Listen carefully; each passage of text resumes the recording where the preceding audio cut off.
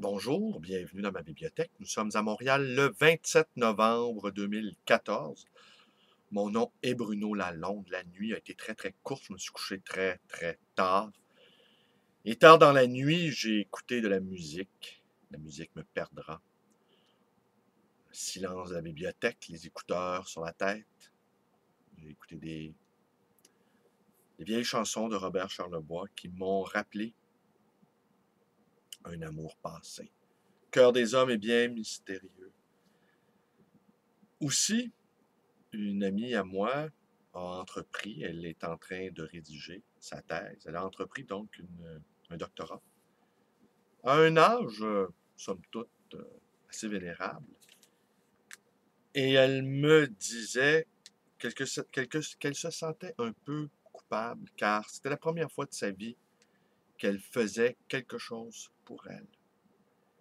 Moi, je l'en félicitais. Et également, je lui faisais observer que dans la vie, nous avons des difficultés, très souvent, avec des personnes non réalisées, avec des personnes non abouties, avec des gens qui n'ont pas su ou voulu ou cru en leur propre potentiel et qui ne sont pas allés jusqu'au bout avec détermination, avec ferveur, avec poésie, au bout de leur talent, de leur capacité, de leurs possibilités. Et ces personnes-là, inabouties, qui nous environnent, eh bien souvent nous gâchent la vie, nous font payer le prix de leur inaptitude à vivre. Cette inaptitude à vivre-là est partout proposée. Partout, les dépresseurs sont à l'œuvre, distillant leur calamiteuse alchimie, distillant leur sinistrose, nous contagiant, nous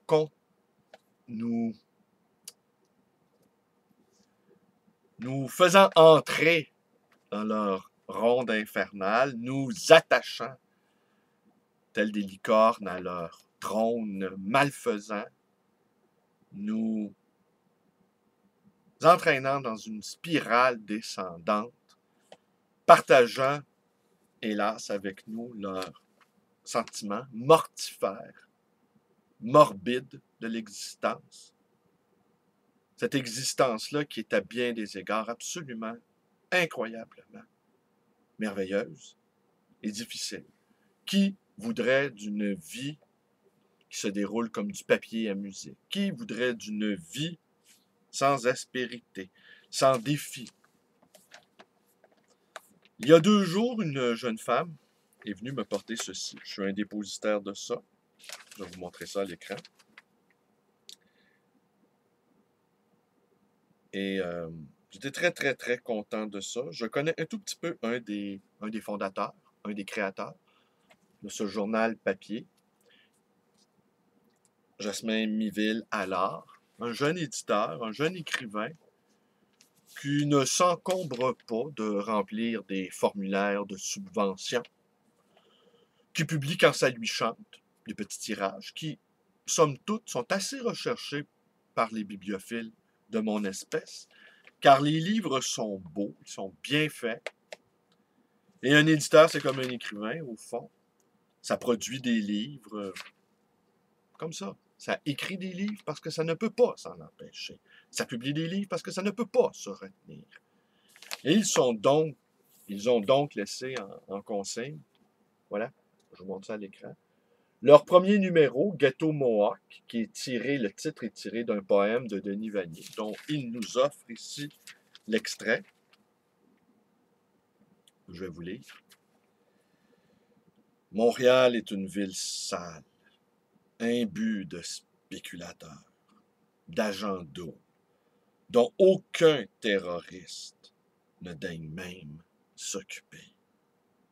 Politiquement, aucun effectif policier n'est plus harassant, dangereux et incompétent qu'en cette ville. L'Est demeure notre seul refuge culturel et nous avons strictement l'intention d'y établir un ghetto comme les Mohawks. Alors oui, c'est un numéro qu'ils ont consacré à Yvan Mornard, personnage atypique qu'il m'arrivait de croiser dans ma librairie, accompagné de sa compagne, la fille de Pierre Baillargeon.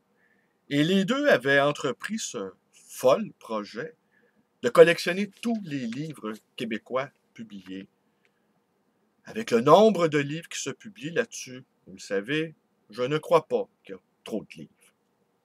Pas assez de lecteurs, mais pas trop de livres. Et ils arrivaient avec des listes, donc à ma librairie, et ils farfouillaient sur les rayons.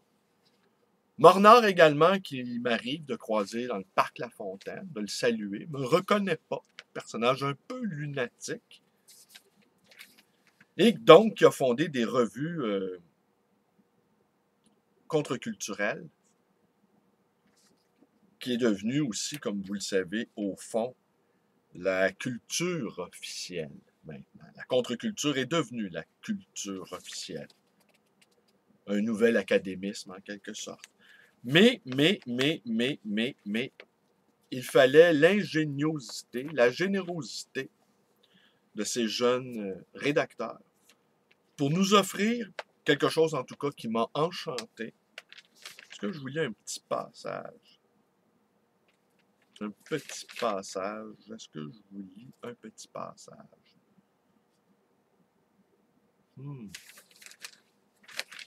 Non, je ne vous lirai pas de passage, finalement. Ça va s'arrêter là pour aujourd'hui. Je vous remonte ceci à l'écran. Alors, si vous voulez vous procurer Ghetto Mohawk, ça se détaille 5 $. C'est le numéro 1 à conserver précieusement. Et je les invite à poursuivre. C'est très intéressant. J'ai appris beaucoup de choses. Et je suis toujours ravi quand je vois de jeunes personnes poursuivre le grand œuvre. Je vous remercie d'être avec moi. Portez-vous bien. Faites attention à vous et à vos proches. Ma chaîne YouTube, ma page Facebook, ma librairie d'occasion et d'ancien, le livre voyageur, ainsi que mon numéro de téléphone 514-736-0999.